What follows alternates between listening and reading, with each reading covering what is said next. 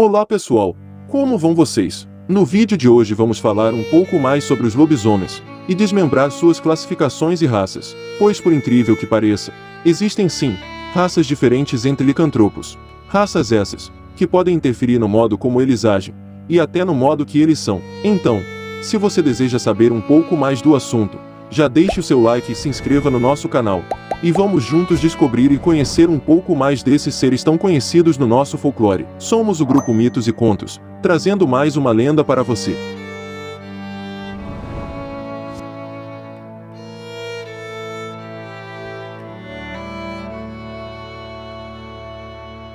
Que os lobisomens são criaturas extremamente misteriosas e aterrorizantes, isso ninguém tem dúvida, mas acredito que poucos saibam que esses seres que enchem nossa mente de curiosidade e medo possuem raças que os tornam distintos uns dos outros. Raças essas que podem afetar sua aparência, seu modo de agir, e até mesmo separá-los por hierarquias, como vemos em alguns filmes e séries. Mas se esses seres possuem hierarquias, quais seriam elas, e como isso funcionaria na prática? Será que há certo respeito entre eles? Vamos entender isso começando pela primeira raça, Hominídeos.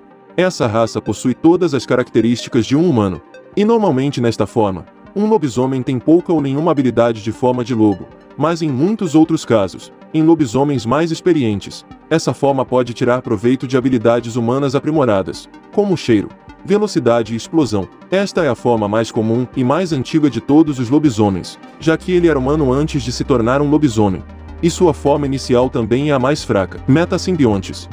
Eles não nascem lobisomens, e muito menos têm formas de lobo ou metamorfose. Na verdade, são humanos ou antonianos, recrutados voluntariamente para a causa. Eles receberam implantes de medula espinhal que os tornaram sensíveis como uma raça natural.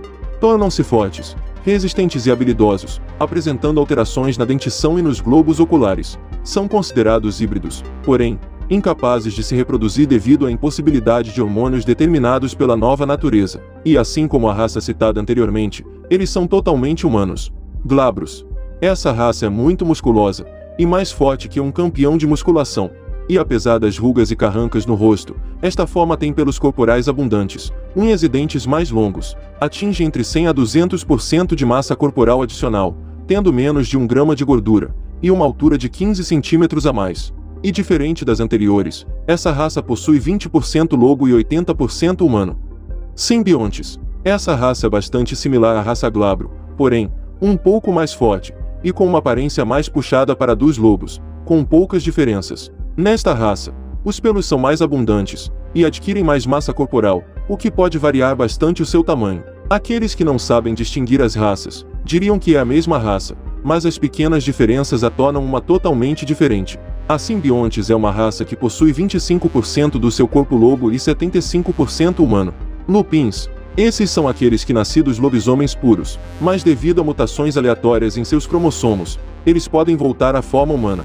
Mas eles não têm controle total sobre o processo de transformação, especialmente quando são doutrinados pelo ódio. Existem dois tipos de lupins, são eles: metamorfo, fica inconsciente em forma de lobo, e o voiruas, se mantendo racional em forma de lobo. A raça dos lupinos possui uma base genética de 50% lobo e 50% humano. Crinos. Essa é a raça do homem-lobo, a encarnação da fúria. Em muitos casos, essa raça é apresentada tendo uma cauda, presas e garras. Na forma crinos, o lobisomem tem um aumento de 200% de massa corporal e uma incrível capacidade regenerativa. Nesta forma, o lobisomem está no seu ápice de poder, pois todas as suas habilidades aumentam monstruosamente, e sua fome e sede de sangue não é exceção, sendo esta a sua melhor e mais poderosa forma, com uma grande capacidade de matar. A sua transformação é de 60% lobo e 40% humano. Droinas. Eles são chamados lobisomens puros, nascem humanoides, e se reproduzem ao alcançarem a maturidade espiritual. Essa raça se transforma em criaturas bestiais semelhantes a lobos gigantes, não retornando à forma humanoide devido a limitações biológicas, e que não suportam a luz do sol. Por isso jamais serão vistos em ataques diurnos. São socializados apenas com os de seu sangue e com aqueles de alto grau de parentesco biológico. Essa raça tem entre 70% lobo a 30% humano, porém atingem 100% lobo após a maturidade espiritual.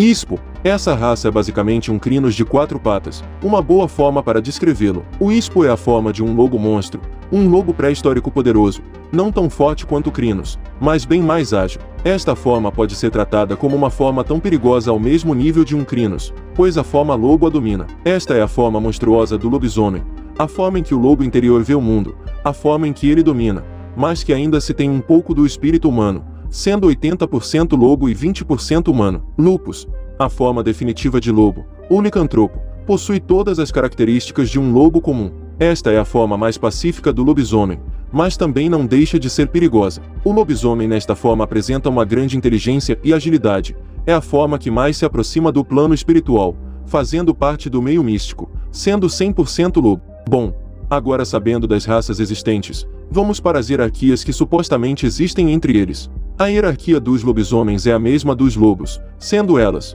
o alfa como líder, os ômegas e os betas como seus subordinados. A única diferença entre a hierarquia dos lobos e dos lobisomens é que se houver uma fêmea no bando dos lobisomens, ela se torna a alfa que manda no alfa. Os alfas são os de classe superior a todos na alcateia. O macho alfa tem poder sobre todos, incluindo sua parceira que não tem poder sobre o mesmo, a não ser que a alfa seja descendente do sangue do antigo alfa. Assim ela é a líder absoluta. Os betas são os de classe média. Se os alfas saem, ficam feridos, ou não podem liderar no momento, os betas assumem o controle da alcateia até que os alfas voltem.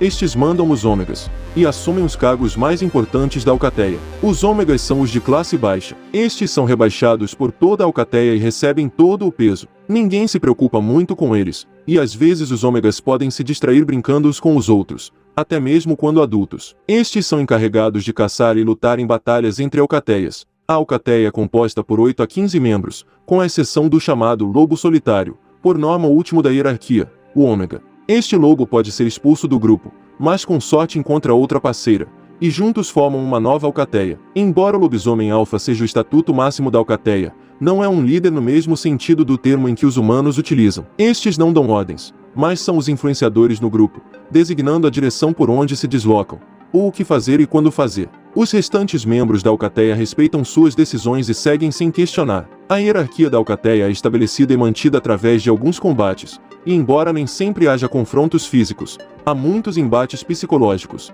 em que as personalidades mais fortes dominam as mais fracas. Nas camadas mais jovens, o ranking dos lobisomens pode ser estabelecido em forma secular. O lobisomem A domina o B, que domina o C, que por sua vez domina o A. E assim ficam as hierarquias e raças, de acordo com sua ordem e importância dentro de uma alcateia, que inclusive, é bem organizada. E por hoje é isso, pessoal. Esperamos que tenham gostado do nosso conteúdo, e que ele tenha sido de alguma relevância para você. Se houver alguma dúvida ou sugestão, só deixar nos comentários que estaremos lendo. Caso tenha gostado desse nosso vídeo, não se esqueça de deixar o like e compartilhar para nos ajudar. E se você for novo por aqui, deixe a sua inscrição e também ative o sininho para ser notificado. Obrigado se nos acompanharam até aqui. Até o nosso próximo mito. Nos vemos no próximo conto.